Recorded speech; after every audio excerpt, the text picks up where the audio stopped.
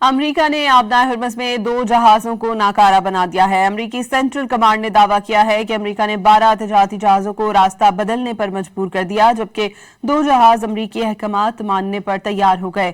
X پر جاری بیان میں سینٹ کام کا کہنا ہے کہ آبنائے ہرمز میں ایران کی ناکہ بندی مکمل طور پر برقرار ہے۔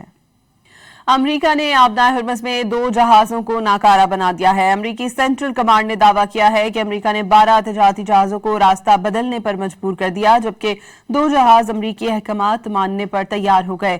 ایکس پر جاری بیان میں سینٹ کام کا کہنا ہے کہ آبنائے ہرمز میں ایران کی ناکہ بندی مکمل طور پر برقرار ہے۔